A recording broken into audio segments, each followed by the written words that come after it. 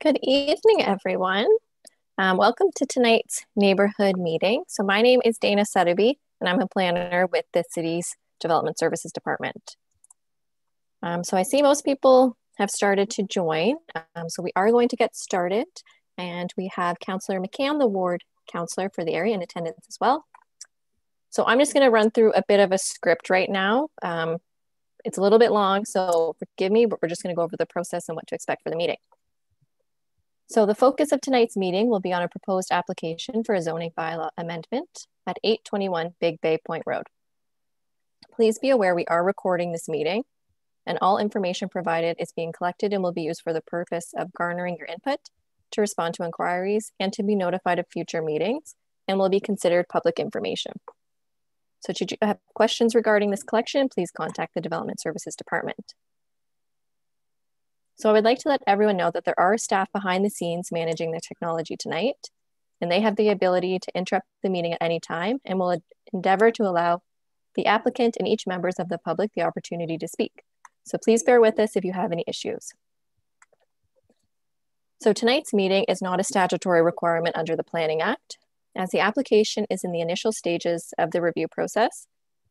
The intent of tonight's meeting is more so to provide members of the public with an opportunity to become familiar with the development applications and the planning review process, and also to ask questions and provide feedback. So what can you expect during the virtual neighborhood meeting? A presentation from the applicant's representative describing the proposal, a brief overview of the city's review process and timing, and an opportunity to ask questions of either the applicant or city staff and provide comments or identify concerns with the application. So what not to expect? City staff recommendations on the application or a detailed analysis of the proposal. This will occur later on in the review process. And a debate on the merits of the proposal between city staff and the applicant. Once we move on to the question and answer period, if you wish to speak when you ask a question, or provide a comment, you will be required to use the meeting controls to raise your virtual hand. So you can find these functions at the bottom and other meeting controls at the bottom of your screen. For those of you who are joining us by phone, you may press 9 to raise your virtual hand. And when you're called on to speak, you can press 6 to unmute yourself. You will be called by name and you will need to unmute yourself, and then please clearly state your name and address and provide your comments and/or questions. As we work through questions and comments later in the meeting, I respectfully request that the members of the public please avoid repeating the same questions and comments over again. Once a specific matter has been identified, it will be documented, and the applicant will either provide a response verbally this evening or provide a response later in the process during the public meeting or written format through any subsequent submissions. This approach will allow us to have a more productive meeting and conclude the meeting as scheduled. So those that have registered for the meeting by providing a mailing or email address will be added to the mailing list to receive further information about the application. So after tonight's meeting, the next steps will be, so before we get into the presentation, I just wanted to quickly highlight the next steps in the application process. So as I noted, we're currently in the initial stages of the process. The application has completed a pre-consultation technical review with a variety of internal city staff and external agencies. After tonight's meeting, the applicant will need to incorporate comments received in this neighborhood meeting and submit their application for a zoning bylaw amendment and future site plan approval. With these formal submissions will occur a renewed review process where comments received from the city's technical groups and external agencies, as well as members of the public, will be incorporated. This neighborhood meeting is established early in the development process to ensure local concerns are incorporated or addressed through the city's review. Following tonight's meeting and the submission of formal applications, there will be a public meeting with council in the late winter or early spring. The public meeting is a statutory requirement under the Planning Act. So again, anyone who's registered for tonight's meeting, as well as property owners within 120 meters of the subject lands, will be notified of the public meeting. The public meeting will also be held virtually, similar to tonight's meeting. At the public meeting, the applicants will present the applications to council and again answer questions. At the public meeting, applicants generally identify that a neighborhood meeting has been held and provide an overview and a response to the issues and concerns identified at the meeting. Members of the public will again have an opportunity to provide either verbal or written comments at the public meeting. Following the public meeting that is held, staff will continue the technical review process associated with the applications, and the applicants may make any necessary revisions to the development proposal. Once the review process has concluded, a staff recommendation report will be brought forward to council for their consideration. All comments received throughout the review process, including those received at the neighborhood meeting and public meetings, will be identified and addressed in the staff report and will form part of staff's recommendation on the subject application. A staff report for the applications will likely only be brought forward to council sometime in the second quarter of 2021. So tonight we are focusing on a zoning bylaw amendment application located at 821 Big Bay Point Road. So the applicant's planner is Angela Baldwin from Baldwin Planning and Development Consultants. So the current land use designation is residential, and the current zoning is single family residential R3 and residential multiple dwelling second density townhouse RM2-TH. And the proposed zoning is residential multiple dwelling second density special provision RM2SP. So now I'm done with my lengthy script, and I'm going to turn the meeting over to Angela to begin her presentation. All right, thanks, Dana. Thank you everyone for attending. So my name is Angela Baldwin. I'm a land use planner. And with me tonight, I have Mike Dijon, who is our civil engineer, and I have John Northcourt, who is our traffic engineer. So we are all here to answer questions that you may have. So I'm going to start with the planning presentation. So just bear with me while I share this on the screen.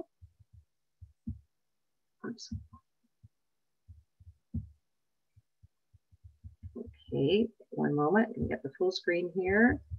And let's go, excuse me, let's go back to the beginning here, hold on.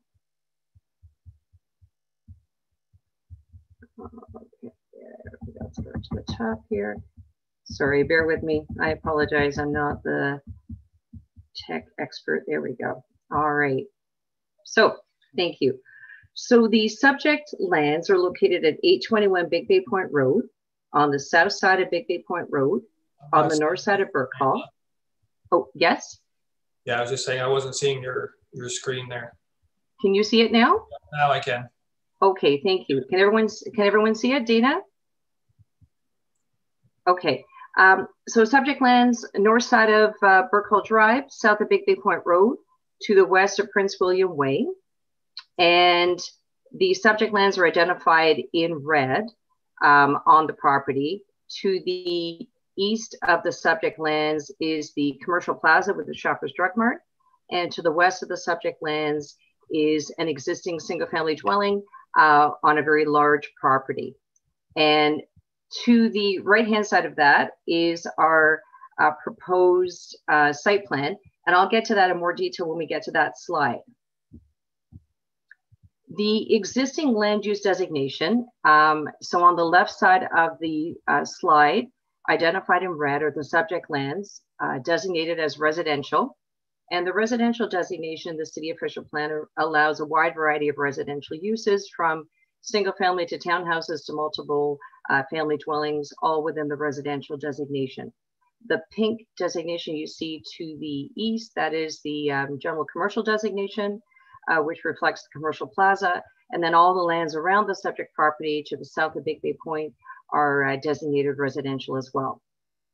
The drawing on the right-hand side of the screen identifies the zoning of the property. So the current zoning, so the lands again identified in red. The brown zoning is the residential medium density townhouse. So that's the majority of the property is zoned that way currently. And then there's a small piece that's zoned R3, which is residential single family. So that's the existing zoning. Lands surrounding the subject property are zoned a variety. So there is commercial to the east. There is residential townhouse to the south. There is also residential medium density that reflects the condominium development on the north side of Sovereign's Gate. And then there's the residential single family R3 on the north and south sides of Burkle Place. Now, just to put the property in context, so this drawing identifies an aerial photo of the surrounding lands. So you see the commercial plaza to the east, you see Strathallan Woods being in the town of Innisfil to the north. The Rumble Home for the Deaf, the institutional use on the north side of Big Bay Point Road, and then around the property is residential uses. So the property itself is 56 meters of frontage, which is 183 feet. It has a depth of 128 meters, which is 420 feet. And that's measured from, let's say, top to bottom, if you're looking at the orientation of the lands. The land area is 0.75 hectares, which is 1.85 acres. So on the lands currently, there's a shed and a garage that exists. That is, these lands are also owned by the abutting property owner to the east. And so they use that property now. And then there's a laneway down there you can see as well. The lands are located in the Inner Shores secondary plan area, and they have frontage on both Big Bay Point Road and Burke Hall. So the site design, so this is our preliminary design for the proposed development of the lands. So the proposal is for 30 townhouse units divided into 8 blocks. So you'll see block A through block H. They're all 2-story buildings. So similar height to what is all the way surrounding the property to the south and to the southwest.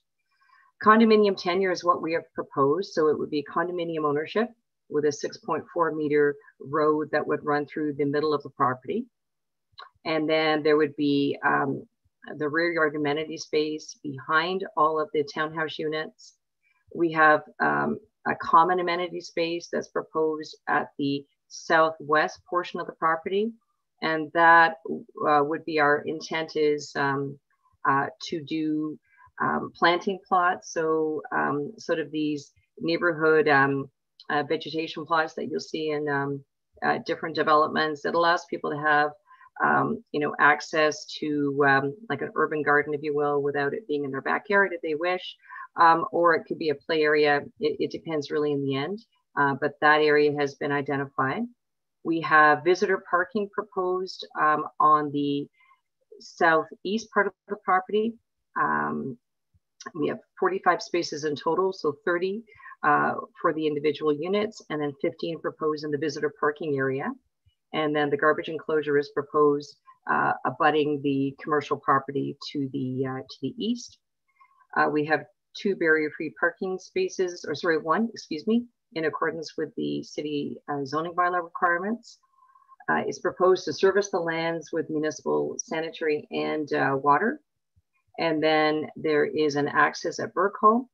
And then there is a right in and right out onto Big Bay Point Road. The property is close to existing shopping, transit, parks, and schools. So it fits into criteria that we as planners want to see for a medium density development.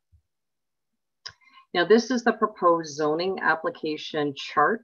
So on this, what it identifies is what the current requirement is under the City of Barrie bylaw for a residential multiple dwelling second density RM2 zone category. And what's identified in yellow are those 3 categories where we're asking for special provisions. So you can see that we have well more than the required minimum lot area, lot frontage, front yard from the private road. We meet the criteria. We're asking for a reduction in the front yard setback, and the front yard in this case is deemed to be Big Bay Point Road. 7 meters is the minimum. We're asking for 6. And then on the rear property line, that would be for the units that are on the west side of the proposed road that runs through the middle of the property. 7 is the minimum. We're asking for 6.49. Same as the setback to the secondary means of access. So that means the setback to the rear patio door, also 6.49 meters. But we meet or exceed all of the other requirements for the residential multiple second dwelling requirement. Now, one thing I wanted to point out is the majority of the property is already zoned for townhouse use, but the more traditional street townhouse zoning, which is the RM2TH. So this zoning being the residential multiple dwelling RM2, it essentially still allows townhouses, which is what we're proposing, but in a condominium tenure as opposed to a freehold tenure or individual ownership.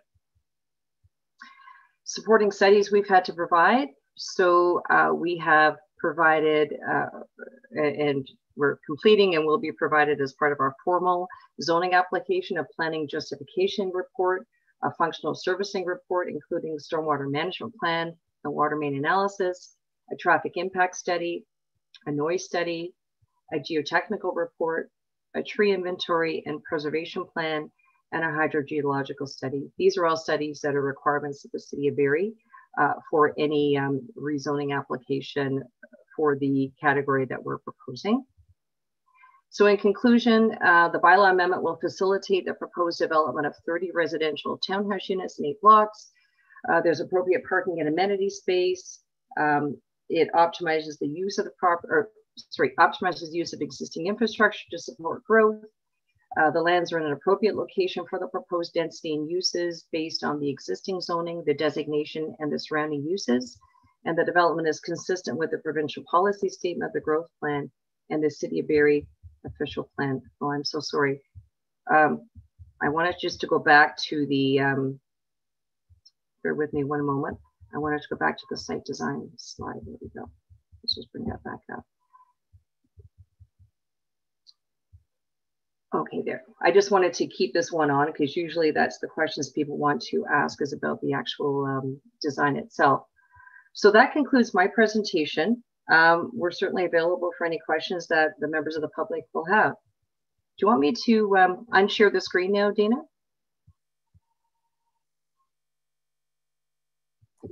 Dana?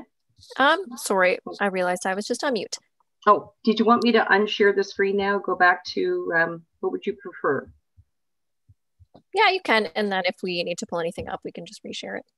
Okay, all right. Well, I'll keep that up if that's okay. But I can remove it if you wish. Yeah, I think it's gone now.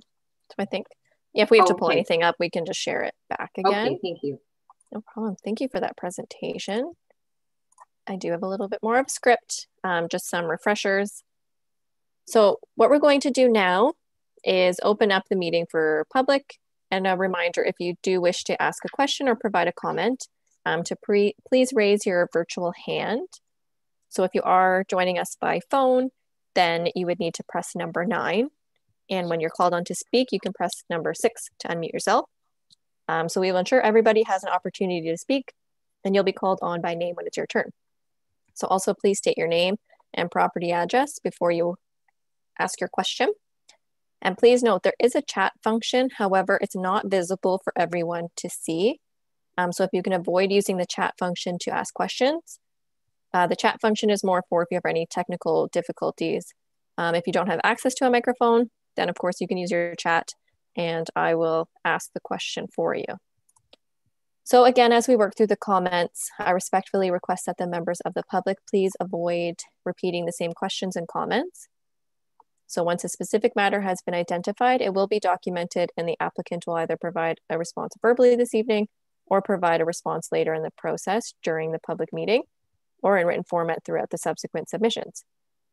So all comments and responses will be included in the staff recommendation report and brought forward to council later, later in the process.